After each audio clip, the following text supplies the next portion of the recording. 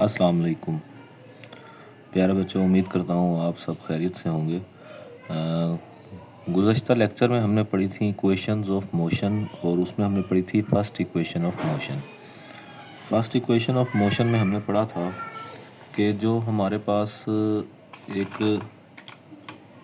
Body है जो uniform acceleration से मूव कर रही थी और उसकी वेलोसिटी शुरू में v आई थी, इनिशियल वेलोसिटी v आई थी और करते करते आफ्टर सम टाइम उसकी वेलोसिटी vf हो गई थी। और हमने का उस दिन जो स्लोप फाइंड करनी थी तो स्लोप के लिए हमने y/x फाइंड किया था।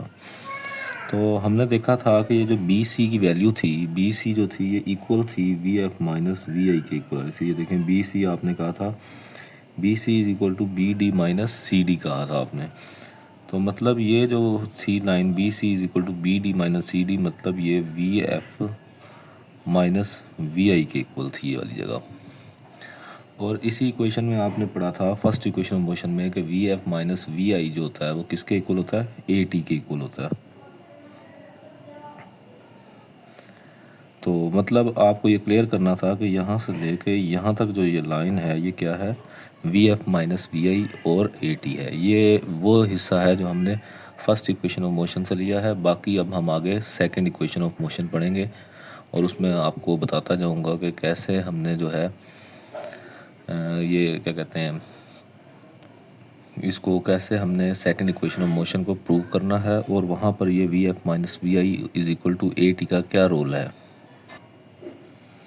अच्छा स्टूडेंट्स, हमने वेलोसिटी टाइम ग्राफ में पढ़ा था कि जो शेडेड एरिया है, ये देखें ये जो वेलोसिटी टाइम ग्राफ की जो स्ट्रेट लाइन थी इसके अंदर जो शेडेड एरिया होता है, जैसे जिसको मैं ये रेड लाइन से वो कर रहा हूँ, शेड कर रहा हूँ, ये जो शेडेड एरिया होता है हमने पढ़ा था कि ये टोटल डिस्टेंस के इक्वल होता है। वो किसके इक्वल होता है, टोटल डिस्टेंस के equal.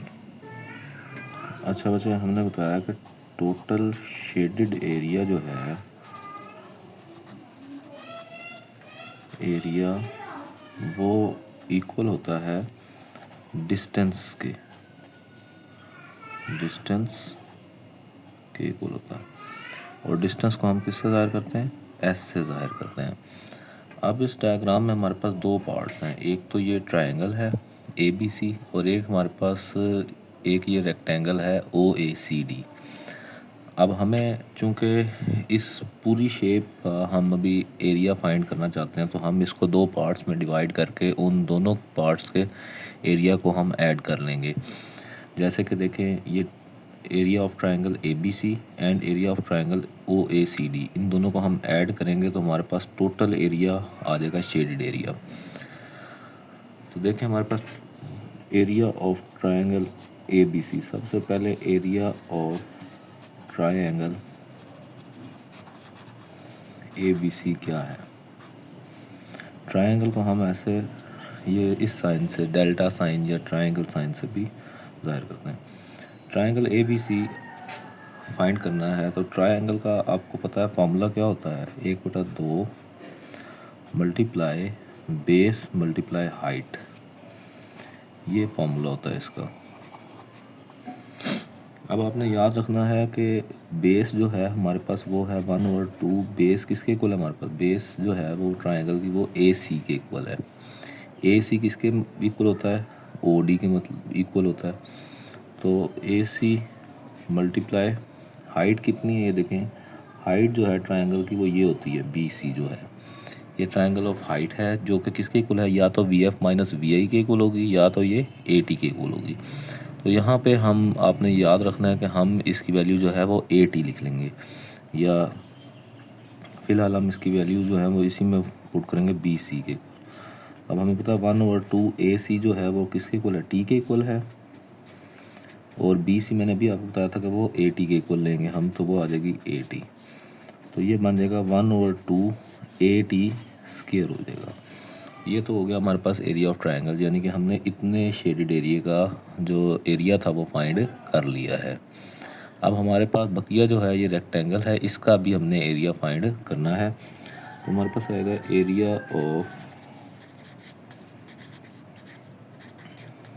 Rectangle O A C D, O A C D. तो रेक्टेंगल का एरिया का फॉर्मूला आपने पढ़ा है, क्या होता है, लेंथ मल्टीप्लाई विड्थ।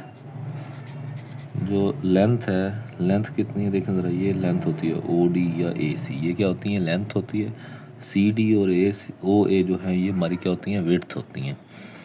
अब देखें लेंथ जो है, लेंथ हम कह लेते हैं, चले ओ डी को कह लेते हैं, length is equal to O D multiply width क्या है, सी डी या ओ ए, हम ओ ए लिख लेते हैं, ओ डी मल्टीप्लाई ओ ए लिख लेते हैं। ओ डी किसके इक्वल है, देखें ओ डी जो है वो है वी, ओ डी जो है हमारे पास, ये देखें ओ डी जो है वो टी के इक्वल है, वो किसके इक्वल है, टी के इक्वल है, मल्टीप्लाई, और ओ ए किसके इक्वल है हमारे पास, वी आई के इक्वल है, वो किसके इक्वल है, वी आई।